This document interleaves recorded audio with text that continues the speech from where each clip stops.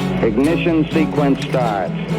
6, 5, 4, 3, 2, 1, 0. Liftoff. We have a liftoff.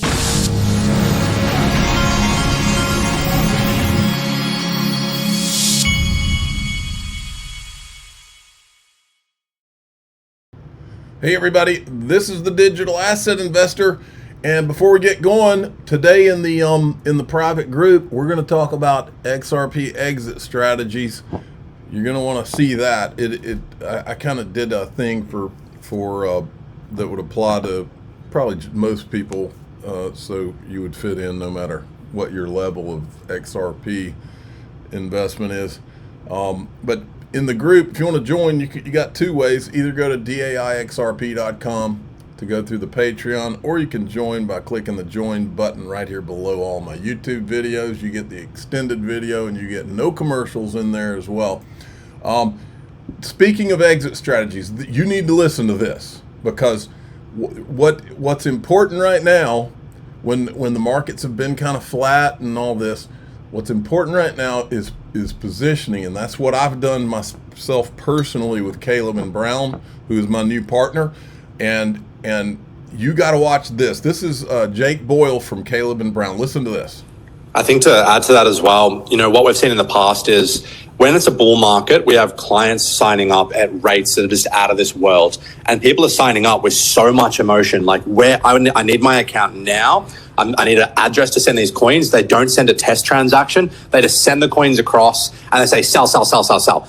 We'll take care of it. We'll get it done. But given the choice, we'd rather things be a little bit more organized in advance. It's better for you. It's better for us. So what we've found is a lot of clients, you need to expect the market, when it is parabolic, emotions will be high. It will be, the floodgates are going to be open. It's going to be chaos.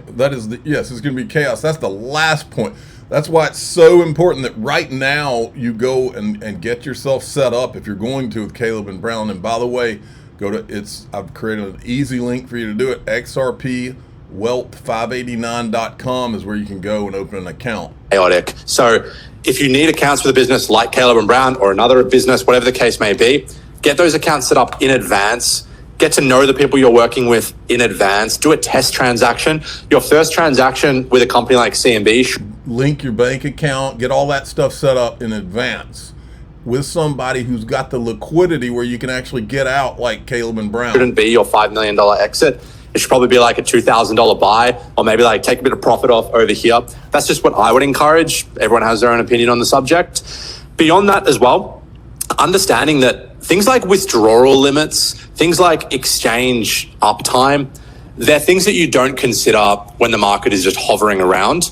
They're things that become an absolute life necessity when the market is parabolic. And what we have seen in the past is it's one thing to have money on paper. It's another thing to materialize it and get it into your bank account. So one of the things that we've worked on a lot during this bear market period, or old bear market, Bitcoin bull market, is really getting those banking rails in place. So we bank in Liechtenstein, we bank in Switzerland, Australia, we have local banks in the USA, we have banks in the United Kingdom.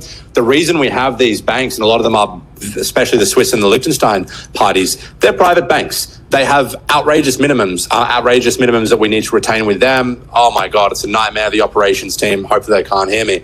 But the reason we do this is because it allows that guarantee to clients. If you say, hey, Jake, I want 5 million Australian dollars, 2 million US dollars, and I've got a company that I've set up in Malta and I need euro sent over there. Okay, that's fine. Just give me like 5 minutes. We'll get it done for you. It's really that simple. So I think that if you're planning to sell, get the infrastructure piece done, get the boring KYC and all of that out of the way.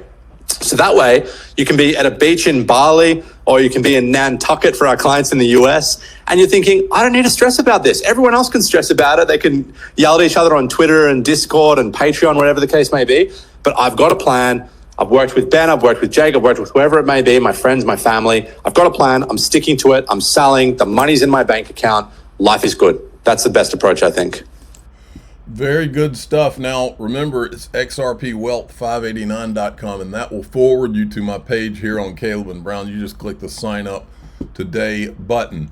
By the way, Jake Boyle will be from Caleb and Brown. He will be at XRP Las Vegas, I think, for the third year in a row. It's 38 days away. You better go to xrplasvegas.com and get your tickets. Here's the lineup. You can just see Brad Garlinghouse, Christian Carlo, Dr. Chris Brummer from Georgetown Law, Stephen McClung from Canary Capital. I'm looking forward to meeting these two guys, Dom Kwok and Phil Kwok. They're the Easy A guys. I love what they're putting out on the X platform right now. John Deaton's going to be there. David Schwartz, Paul Barron. There's Meta Lawman. Maybe we can get him to talk about his Bitcoin lawsuit, the Freedom of Information Act. Here's the gold people: Lynette Zhang, Jason Cousins, Andy Scheckman. Then we've got the XP Market guys. Bunch of people from Uphold coming. There's Jake Boyle. Dan Siciliano from Link2 is coming, the new CEO. And then Miguel Valles, who used to run XRP markets for Ripple, he's going to be there. Okay, the market did a little tick up overnight, and yesterday we were at like 2.64 trillion, and today it's at 2.74 trillion. Now, you got to see this, folks. Remember when Ripple first got sued? It was the only company that was being held back by regulatory capture. Meanwhile, Bitcoin had a monopoly, and Tether was being allowed by regulators to print at will and pump the price of Bitcoin. Well, now that Trump is in, and remember, don't forget, I wrote it up here. Never forget that before Trump came in, Michael Saylor was running around saying there will only be a Bitcoin ETF and all these other digital assets like XRP, and he listed a bunch of them. Those are going to be securities, and in other words, he wanted to keep that Bitcoin regulatory monopoly, which was given to it without a lawsuit, without legislation, and they know it. These people, they can't stand Ripple and Circle, but here's what they really can't stand. They can't stand the competition that is coming with a level playing field. That's what's driving them crazy. But now all of a sudden they have a problem with regulatory capture. The bad side is, well, sometimes people are looking for a little regulatory capture. And, one of the stablecoin bills says, hey, you have to be a U.S. company holding T-bills in order to be a licensed stablecoin issuer in the U.S. Look, it's clearly designed by U.S. companies to say we don't want non-U.S. companies participating. And I can't think of any reason otherwise that you would make such a policy. Hey, we're a U.S. company. We've got stablecoin initiatives. Wouldn't that be good for us? No, I don't think so. I think we want markets that are open. I think we want markets that are competitive. I think everybody needs to have a fair shot. So this idea that we're not going to allow a company to do a stablecoin because they're not a U.S. company, I think is bad. And yet there are people in our industry lobbying for that. You can probably get there. Listen, you're not going to outright say it's Circle, but obviously we have, United States-born stablecoins that want Tether outside the United States. It's not controversial to say that. I mean, it's pretty much an open battle at this point. And actually, I wanted you to comment on that. And then that leads me to another question. But go ahead. Well, this is this whole problem of regulatory capture. One of the challenges of having regulations is that it allows companies to hide behind regulations to evade competition. And, no regulator, no legislator will tell you that that's what they want to accomplish. Certainly American citizens don't want to accomplish that. We want healthy competition. But it's pretty natural once you have the ability to influence what can be put in. Yes, we want the regulation, we want the definition, we want the safety, we want the ability to go build. No, we don't want this selfish regulatory capture. So you just jumped all over my next question, but there's still more to say on that, which is that you mentioned before how the industry effectively came together, backed into a corner, raised the money, influenced the election to some degree, and got what they wanted, right? So we had this sort of interesting situation where there was a common enemy to some degree, and everybody galvanized around that and made sure that common enemy was gone, being the last administration. That said, once that common enemy is gone, everybody goes back to their self-interest, right? And so now, would you say from what you're seeing that we have a cohesive Bitcoin and crypto lobby, or would you say that it's fracturing and we're going to see a lot more of that self-interest? Because obviously, listen, you're never going to name names, but Circle versus Tether is a great example. Ripple versus Bitcoiners to some degree, right? It has been an example. To whatever degree all of that's true, I have no idea. But clearly there's infighting, and we're not just one solid industry or lobby. To some degree, different perspectives are natural and okay. The place where it gets bad is when it becomes, self-interested. Oh yeah. Yeah, the Bitcoiners were not self-interested, were they? Biggest bull run ever starting today. This is from Carl Moon, who is a Bitcoin maxi. I'm fine with that. Let's hope it does start today. John Squire, 1 day left. Regulated XRP futures go live tomorrow, which is today, while others wait for green lights. XRP is already on the track. You're not early anymore. Don't be late. XRP volume ramped up. The last 24 hours, everything's kind of taken off. Here's from Easy Dom at Easy A. Futures down, crypto ripping, decoupling is gaining momentum. If this continues, we're headed to Valhalla real fast. Dollar crashes on Powell. They're speculating that Trump's going to try to figure out a way to fire Jerome Powell at the Fed. Gold soars to all-time high and Bitcoin suddenly spikes.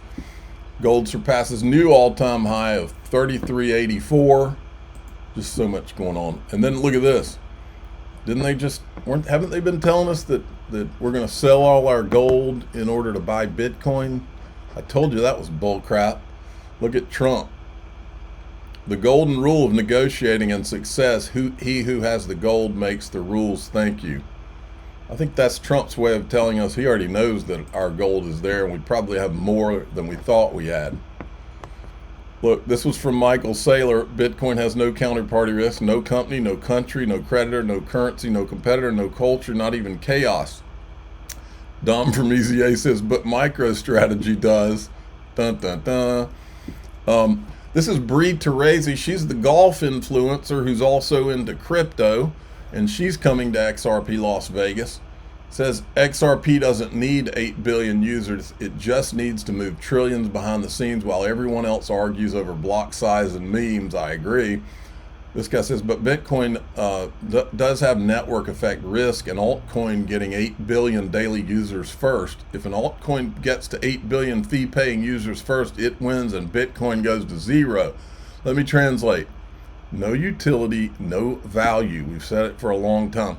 Okay, we're going to go into the group, and the group today. I'm going to talk about some things, but also the XRP exit strategies. Just a scenario, so that everybody can be thinking about what price does things need to be at for you to exit, assuming you want to be a multi-millionaire. Okay. I'm the digital asset investor. If you want to go to the Patreon, join at daixrp.com, or if you'd rather join through YouTube, click the join button right below this video. I'm the digital asset investor. I'm not an investment advisor. This is for entertainment purposes only. Please subscribe, hit the like button, take it from the family. Away we go.